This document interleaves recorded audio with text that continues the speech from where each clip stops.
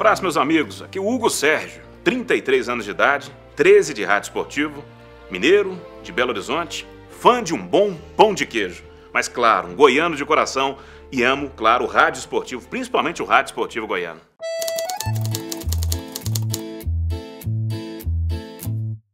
Minha carreira teve início em 2005, na Transamérica de Belo Horizonte. Naquela ocasião com o Flávio Anselmo, um cronista renomado lá em Belo Horizonte. Eu me lembro que quando eu comecei no rádio esportivo, eu entrei mandando abraço na Transamérica de BH. E de repente a transmissão, o narrador passou mal. Era até o Ari Aguiar, que trabalha na ESPN. Ari Aguiar narrava na Transamérica, o Rômulo Mendonça estava com a gente também nessa transmissão. O Ari passou mal, estava no estúdio, não tinha ninguém para narrar e falaram: Hugo, narra aí. Narrei Cruzeiro e Caldense 0-0 no Mineirão. O empate na estreia do Campeonato Mineiro foi a minha primeira transmissão pela Transamérica de BH. E se eu te falar que eu torci para não ter gol, porque nem um bordão eu tinha de gol, meu amigo, fiquei na torcida pelo 0-0 e o céu me atendeu. 0-0 no jogo, não teve necessidade de gol, mas aí na terceira, quarta rodada do Campeonato Mineiro, acabei começando a criar um pouquinho de estilos, alguns bordões na narração esportiva, mas tive início em BH.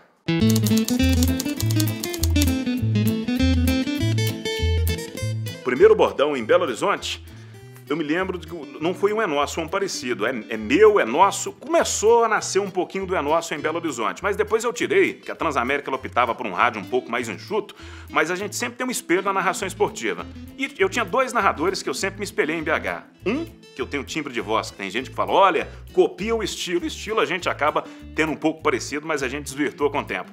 Mário Henrique, o caixa da Rádio Itatiaia, e principalmente Willy Gonzer, que por muitos anos foi narrador do Atlético Mineiro. Eu era um fã, um devoto da narração esportiva do Willy. E você falou de bordão, eu cheguei a gritar em algumas transmissões lá dentro, que era do saudoso Willy Gonzer.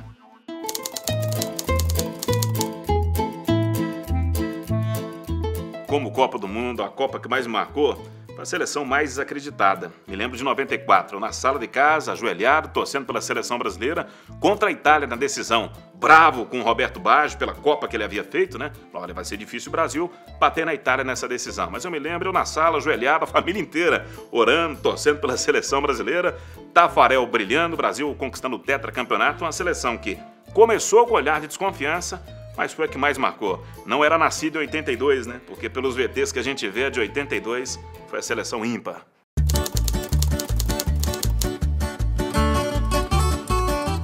A seleção rei da pequena área.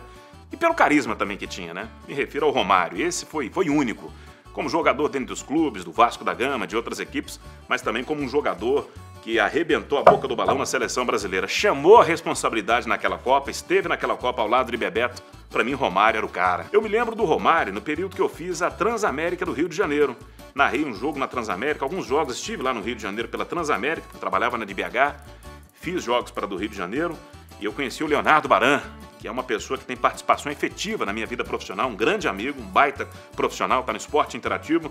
E num jogo do Vasco que eu narrei em São Januário, tive a honra de falar um pouquinho com o Romário. E aí foi um momento de descontração, porque o Romário tem aquilo do Vampeta, histórias do Vampeta, tinha as histórias do Romário. Um cara fantástico, sensacional, um carisma sem igual. Ah, para muitos marrento, mas isso é bom, um cara que chama a responsabilidade. Você pode até traçar um comparativo. Messi e Maradona. Na Argentina, a aceitação do Maradona é maior. Por quê? Carisma, um cara solto, polvo, a popularidade é grande. Gênio da área. Para mim, Romário, um dos maiores.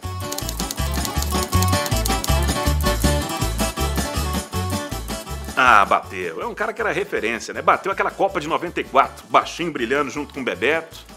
Olhei pro Romário, na época me emocionei, um pouco que eu vi o Romário. Falei pra ele antes desse bate-papo, falei, sou um fã incondicional do seu futebol, da sua pessoa. E ele contou algumas histórias, logo o nervosismo foi embora e foi um bate-papo quase que de um familiar. Foi bacana, esse bate-papo me marcou bastante.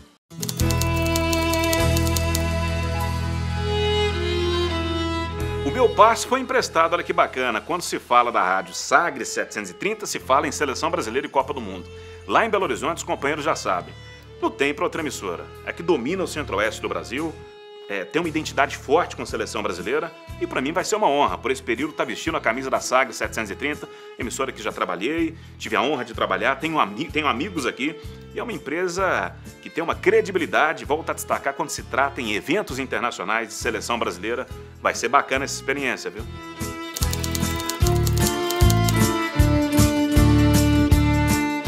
A Sagres 730, sempre que toca em assunto não só de seleção brasileira, mas de grandes coberturas, se fala em rádio Sagres 730 pela história que ela tem. Emissora que domina o Centro-Oeste já há anos, tem credibilidade, é muito próxima do torcedor e marcada pelas grandes coberturas. Vários profissionais em eventos internacionais. É o veículo de comunicação que mais chamava atenção. Recentemente na ESPN falaram isso. Olha, a 730 quando chega para um torneio internacional, ela chega com 8, 7, 10 profissionais. Ela realmente marca, ela tem história, né? Está perpetuada na mente, no coração do apaixonado, do amante pela crônica esportiva de Goiás, do Brasil, claro.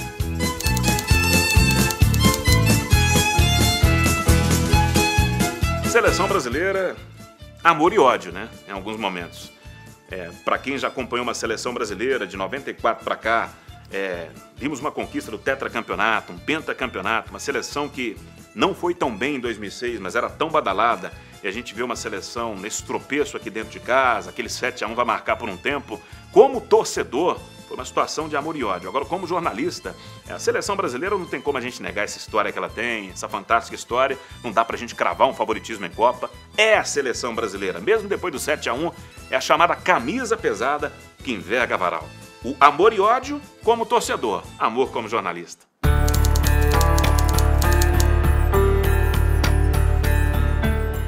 Brasil e Argentina. Aquele passeio no ano passado nas eliminatórias, Felipe Coutinho, Gabriel Jesus, Paulinho, né, que é o volante artilheiro, aquele jogo no Mineirão, aquela goleada do Brasil para cima da Argentina. E eu me recordo desse jogo, eu me lembro da narração argentina. Não vou me recordar aqui do nome do narrador, mas que foi até um quadro no Redação Sport TV. Ele, nos gols do Brasil, ele não gritava, ele colocava um tango, né? Entrava um tango na transmissão argentina e ele se rendendo ao bom futebol do Brasil, essa redenção do Brasil nessa era Tite, que é um Brasil totalmente diferente.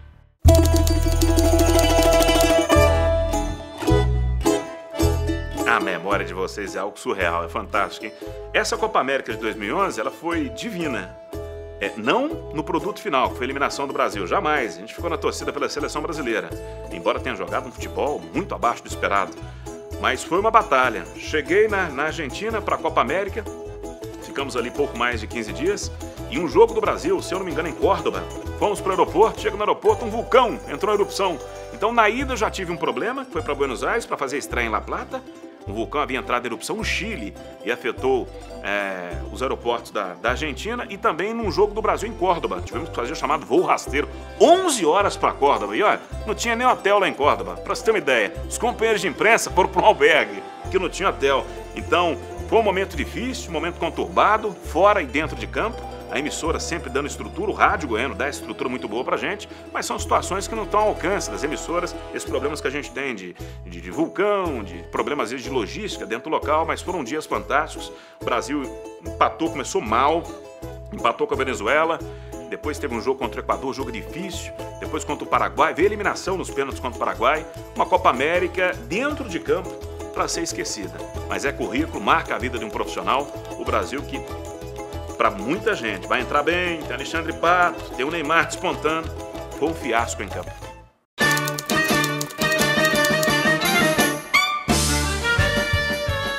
Ixi, a realidade de um profissional de imprensa para transmitir um jogo de futebol, me recordo que em La Plata, estreia do Brasil nessa Copa América que eu falei para vocês em 2011, La Plata, para se ter, nem água chegava profissional de imprensa. Então você narrava o jogo, embora a temperatura na casa dos 10 graus, dá sede narrando, não chegava água, a estrutura do estádio não era tão boa para a imprensa, chamada posição, né? De ponto de transmissão que tem em Copa do Mundo, muito distante, tablado, as dificuldades que a gente tem às vezes de conexão, a internet do lugar às vezes não ajuda, nessa internet tão boa como no Brasil, no caso dessa Copa América de 2011, não é uma vida fácil não, viu? Para quem acha que é fácil, e a gente trabalha com emoção. O profissional, o locutor esportivo, ele é um vendedor de emoção. Então, o psicológico, ele tem que estar 100% para levar a emoção até o ouvinte.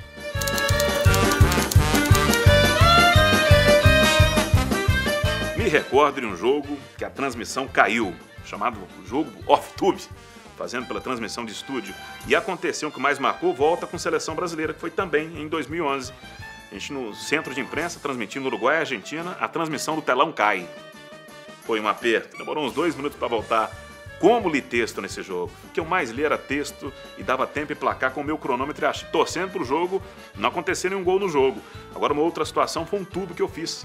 aqui no rádio goiano, a transmissão caiu. O que eu tive que fazer? Colocar o rádio no ouvido e ouvir uma emissora local para conseguir narrar um pouquinho e dublar um narrador esportivo. E aí teve uma leve gafe, que eu falei o patrocinador, li o texto do patrocinador da emissora que eu tentei dublar. Mas acontece, passa. Ah, teve mais uma, mas aí no automobilismo, Stock Car. Eu narrei a corrida, parte da corrida, e o Charlie Pereira se recorda disso, pela cronometragem, um site que mostrava o tempo, a cronometragem. Então eu simulava as ultrapassagens, claro, sem blefar nem nada, era de acordo com a cronometragem, né? A primeira posição, segunda, terceira. Então foram duas situações que acabaram marcando. Transmissão de tubo, o sinal caiu e eu tive que improvisar.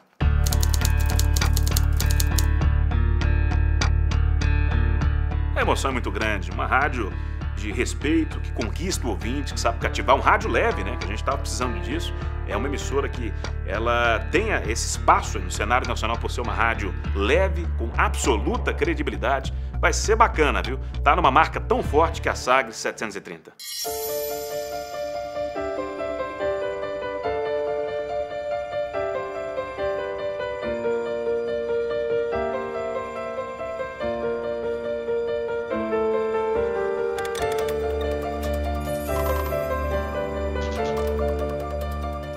Eu sou natural de uma cidade chamada Itiquira, uma cidade de aproximadamente 20 mil habitantes no Mato Grosso. Sou de uma família de classe média-baixa, 6 irmãos, eu e mais 5 irmãos, são 3 homens e 3 mulheres. Meus pais já são falecidos desde o ano 2000 e eu estou nessa batalha aí do rádio já desde 1987, quando tive a primeira oportunidade de começar no rádio.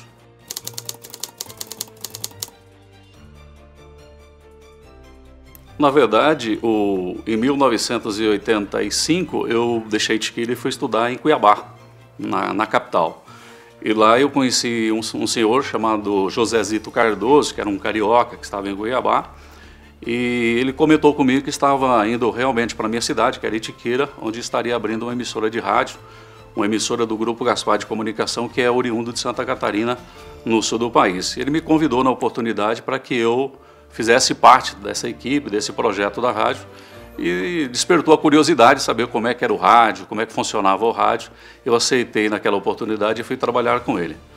Lá na Rádio Gaspar, eu comecei como operador de áudio. Depois eu fiquei, acho que 4 ou 5 anos nesse grupo de comunicação, passei por várias emissoras desse grupo de comunicação, em Cuiabá, em Alta Floresta, cidade de Rondonópolis, em Sinop e também na cidade de Itiquira. E depois aí começou a minha caminhada pelo rádio, deixei o estado de Mato Grosso.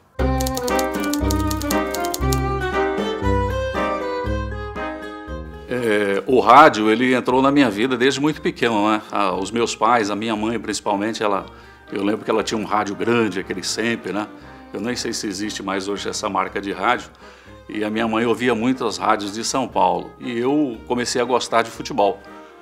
Lá em 1975, 76, quando eu tinha de 5 para 6 anos de idade, eu gostava muito de ouvir o rádio, os jogos de futebol pelo rádio. E foi através do rádio que eu comecei a despertar essa curiosidade, saber como é que era o rádio, como é que funcionava. A gente tinha naquela época muita vontade de conhecer os locutores, os repórteres, os comentaristas. E eu ouvia muito a Rádio Gaúcha de Porto Alegre, a Rádio Guaíba de Porto Alegre, né? Eu sou colorado. Ouvia muito as rádios de São Paulo, né? Os grandes narradores da época do Rádio Esportivo de São Paulo. Rio de Janeiro eu ouvia menos um pouco. E aí eu sempre tive essa curiosidade. E quando eu tive essa oportunidade, falei, olha, eu vou conhecer como é que funciona o rádio. E despertou. E aí eu comecei nessa emissora de rádio a qual eu já citei. Lá eu fiquei durante 4 anos. E lá mesmo, depois de passar por diversos departamentos, eu tive a oportunidade de começar a fazer futebol. Gravar, fazer matérias, trazer para a gente rodar. Naquela época a gente tinha muita dificuldade com questão de tecnologia. Mas o tempo foi passando e aí eu tive a oportunidade de começar a narrar futebol, narrar futsal. Narrei futsal, narrei basquete, narrei vôlei, só depois que eu consegui narrar futebol. Isso já no final dos anos 80, começo dos anos 90, na verdade, por volta de 91, quando eu comecei realmente a narrar futebol.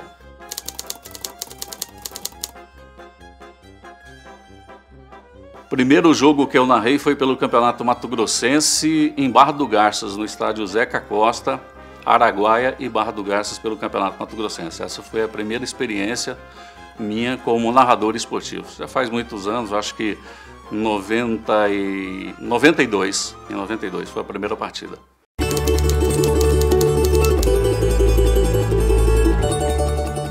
Olha, não tenha dúvida de que eu teria uma alegria imensa em poder dividir, né, essa experiência com eles, de poder contar como é que funciona o dia a dia do rádio, né? Uma coisa é você ouvir rádio, outra coisa é você viver dentro do rádio, conhecer como é que funciona o rádio, uma programação, né, uma programação esportiva, como é a preparação para uma transmissão esportiva. Evidente que eu teria muita honra e alegria de poder explicar isso para os meus pais, né? Levar eles para esse ambiente, para poder eles acompanharem um pouco mais de perto essa experiência do rádio esportivo. E contar para eles muitas coisas que nós vivemos durante esses 30 anos que nós estamos militando no rádio. Passamos por muitas coisas legais, coisas interessantes, algumas tristes também, evidentemente, mas a maioria com certeza são coisas maravilhosas, coisas lindas que a gente vai guardar para o resto da vida. Uma das histórias que eu contaria, sem dúvida nenhuma, a experiência da Copa de 2010, por exemplo, que eu nunca imaginava ter participado de uma Copa do Mundo, e daqui a pouco eu fui escalado para ir para a França, para ir para a Tunísia, né? Coisas que nunca passou pela minha cabeça, coisas que eu nunca imaginei, e ter a oportunidade de viajar para esses países aí, para falar de Copa do Mundo, para descobrir brasileiros que moravam nesses países aí, como é que eles estavam vivendo a Copa do Mundo, como é que essas pessoas vivem essa Copa do Mundo fora do Brasil. Eu tenho certeza que essa é uma experiência sensacional. E também grandes decisões que eu tive a oportunidade de fazer, de Campeonato Paulista, de Campeonato Brasileiro, de campeonatos estaduais. Evidente que essas experiências, elas são marcantes das nossas vidas.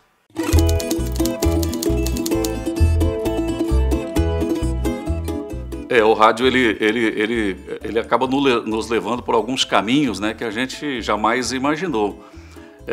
Eu saí do Mato Grosso e vim para o Rádio Esportivo de Goiás, trabalhei em Anápolis durante 2, 3 temporadas e surgiu um convite para que eu fosse trabalhar em São Paulo. Na oportunidade eu fui trabalhar numa emissora afiliada da Rede Jovem Pan de comunicação. Fiquei lá durante 2 anos aproximadamente, em Piracicaba, interior de São Paulo, a 85 quilômetros mais ou menos de Campinas e a 160, 180 quilômetros de São Paulo.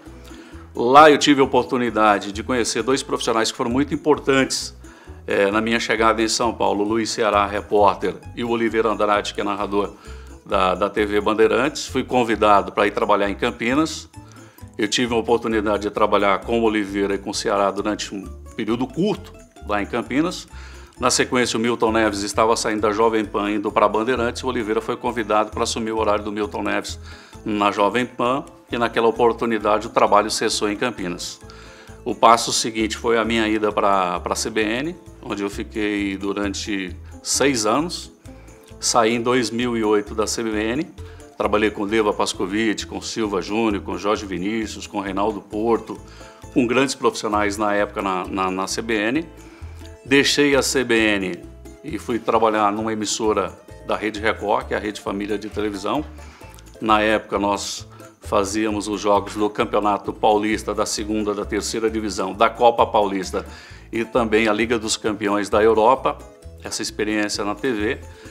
E depois eu deixei a Rede Família para ir trabalhar na TV e na Rádio Bandeirantes, onde eu fiquei os últimos 3 anos e 6 meses trabalhando na equipe da Rádio Bandeirantes. Nesse meio termo também eu tive uma passagem pela TV Cidade em São Paulo, uma emissora de canal fechado na capital paulista. Nós fazíamos um programa chamado Estação Futebol na segunda-feira à noite, 2 horas de programa na TV Cidade. Lá eu tive a oportunidade de trabalhar com o Juarez Soares, trabalhar com o Daum Pessoa, com o Nil Bernardes e com outros grandes profissionais da comunicação, do jornalismo esportivo no Brasil de uma forma geral. E na TV Bandeirantes, na Rádio Bandeirantes, eu fiquei até final de 2015, quando eu resolvi voltar para Goiás. Essa era uma vontade minha, da minha família já há muito tempo. E quando surgiu a oportunidade, eu resolvi voltar. Deixei a Rádio Bandeirantes e a TV Bandeirantes para que eu pudesse retornar ao Rádio de Goiás.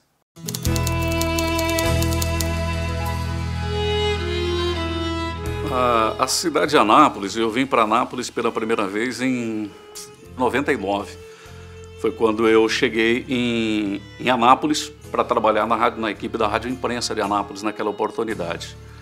E eu me adaptei muito bem com Anápolis, eu gosto muito de Anápolis. Anápolis foi a cidade que eu escolhi para viver, tanto é que eu passei tantos anos em São Paulo e quando eu tive a oportunidade de voltar, preferencialmente eu voltei para Anápolis. Tenho muitos amigos em Anápolis, gosto muito de Anápolis, do clima também.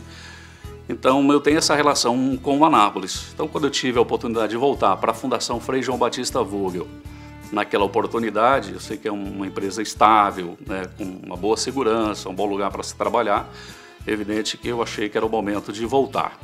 E a minha ligação com Goiás é desde a época do Mato Grosso, né? A gente ouvia muito rádio naquela oportunidade e a gente ouvia bastante os grandes nomes do rádio esportivo aqui de Goiás. A gente acompanhava de perto o campeonato estadual, o Goiânia naquela época vivia bom momento, o Atlético passou por dificuldades, o Vila Nova sempre com essa vibração, com essa torcida, o Goiás com o seu poder de sempre estar participando de competições a nível nacional. Então o futebol de Goiás é um futebol realmente que nos oferece boas condições de trabalho e o Rádio Esportivo de Anápolis é um dos mais, aliás, o Rádio Esportivo de Goiás é um dos mais competitivos do Brasil, não tenho dúvida nenhuma com relação a isso. Então aqui existem grandes profissionais e um rádio bastante competitivo. Isso para quem gosta do rádio esportivo, para quem é amante do rádio esportivo, é evidente que é muito importante e decisivo.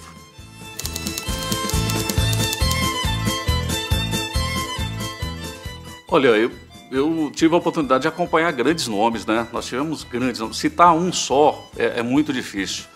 Mas eu vou citar aqui pelo menos dois profissionais, talvez seja desconhecido da maioria das pessoas, mas eu, como comentarista esportivo, por exemplo, eu considero o Lauro Quadros, hoje já aposentado da Rádio Gaúcha, para mim, tecnicamente, o mais perfeito comentarista esportivo que eu já ouvi durante esses mais de 30 anos. Narradores, aí vai muito da característica de cada um, né? Por exemplo, Fiore Gigliotti, grande narrador, maravilhoso. Mário Luiz, sensacional, né? Nós temos outros, o Zé Silvério, narrador maravilhoso.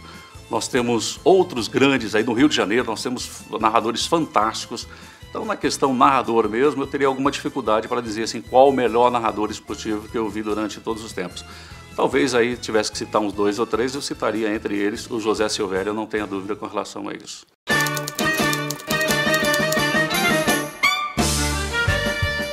Eu me lembro que quando eu cheguei para o Rádio de Anápolis, as pessoas diziam para mim assim, olha, mas a sua narração ela não tem muito a ver com a narração de Goiás. Ela é uma narração mais padrão de São Paulo, né? Evidente que a gente sempre pega. Eu gostava muito, por exemplo, do Reinaldo Costa. O Reinaldo Costa é maravilhoso. O Vanderlei Ribeiro, outro narrador fantástico de São Paulo, né? E você acaba, como você disse, pegando alguma coisa de um narrador aqui, de outro narrador aqui, para lapidar e fazer o seu trabalho. Mas eu nunca procurei copiar ninguém. Eu procurei sempre ter um estilo próprio de narração, fazer o meu trabalho da melhor forma possível. Talvez se você conseguisse copiar alguma coisa de alguém, você poderia até melhorar tecnicamente o seu trabalho, mas eu sempre procurei ter o meu próprio estilo para a narração esportiva.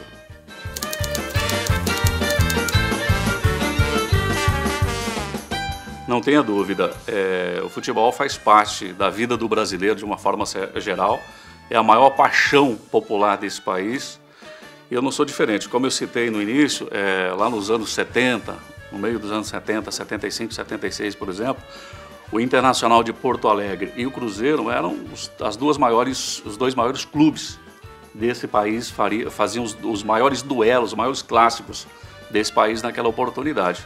Então, em 1975, ouvindo o rádio, eu passei a torcer pelo Internacional de Porto Alegre. Eu gosto muito, por exemplo, do Botafogo do Rio de Janeiro, eu gosto muito do Atlético Mineiro, que são equipes que eu simpatizo bastante, mas o clube da minha infância mesmo, o clube de origem, é o Internacional de Porto Alegre. O Internacional de 1975, de Elias Figueroa, de Elias Figueroa, de Manga, de Falcão começando, de Carpegiani, menino ainda, de Jair, Caçapava. Esse era o time realmente esse foi o time que me encantou naquela oportunidade.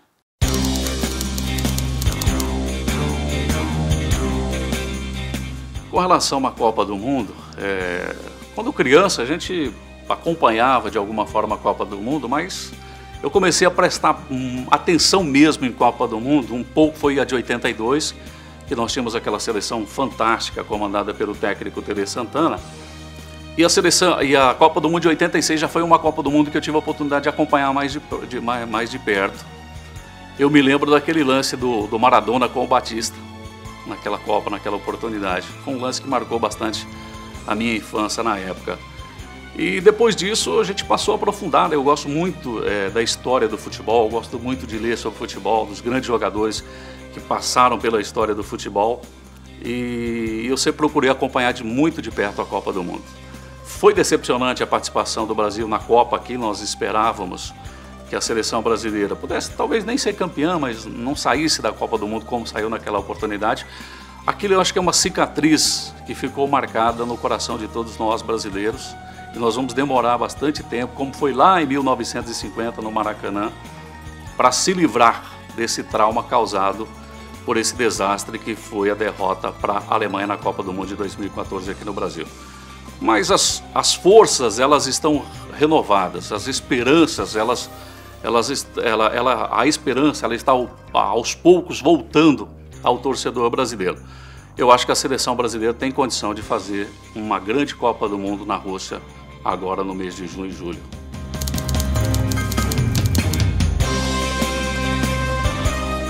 Eu acho que de perplexidade. Porque a Alemanha fez 1-0, 2, daqui a pouco a gente consegue reverter essa situação, né? Mas aí depois veio o terceiro, o quarto, o quinto, o sétimo, acho que foi de perplexidade. Nunca, nem o mais pessimista brasileiro poderia admitir que aquilo iria acontecer na Copa do Mundo aqui no Brasil.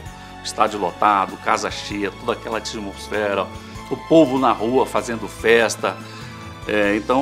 Sinceramente, eu demorei para acreditar que o Brasil tinha perdido de 7-0. Aquilo parecia mais um pesadelo do que uma realidade. Mas depois a ficha foi caindo, evidentemente, e nós acabamos assimilando esse golpe que foi o 7-0, os 7 gols da seleção da Alemanha. Foi muito triste para todos nós, e para mim não foi diferente não. Fiquei mais decepcionado ainda porque eu era defensor do Luiz Felipe, por exemplo, na seleção brasileira, e foi um desastre, né? Eu ainda tenho isso guardado aqui comigo no peito, e eu espero que um dia o Brasil possa, talvez não num presente tão próximo, aí, num futuro tão próximo, mas futuramente, evidentemente, se livrar desse pesadelo. Mas vai demorar um pouco, eu tenho certeza disso.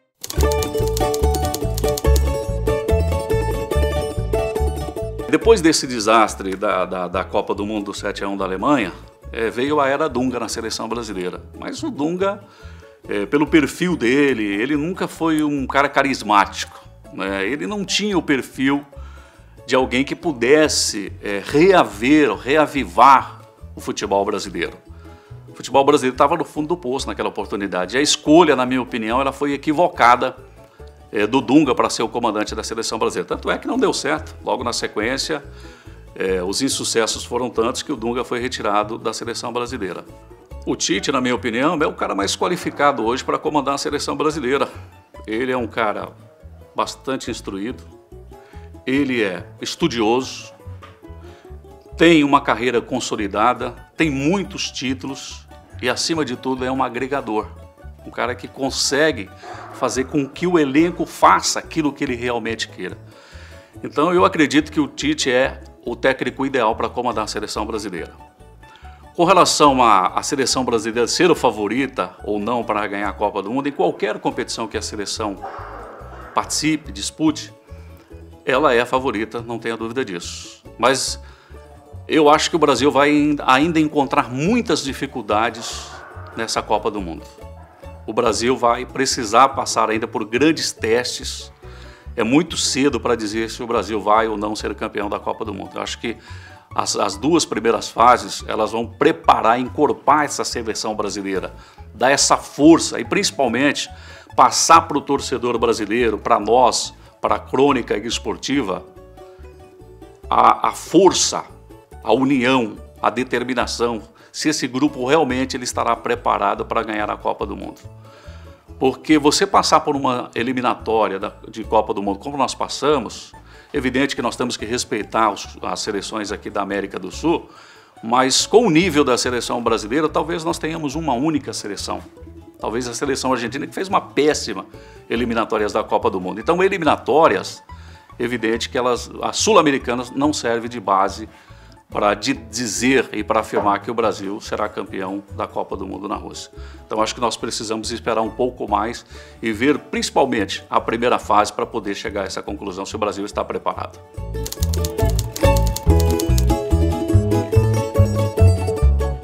Olha, a seleção brasileira, por exemplo, de 82, ela encantou pela qualidade técnica, né? Era uma seleção de uma exuberância técnica invejável. Mas era uma seleção que tecnicamente ela tinha alguns problemas, principalmente na questão de marcação. Então, uma seleção muito agressiva e que dava muito espaço para os adversários, e isso acabou sendo desastroso para a seleção brasileira na Copa do Mundo naquela oportunidade.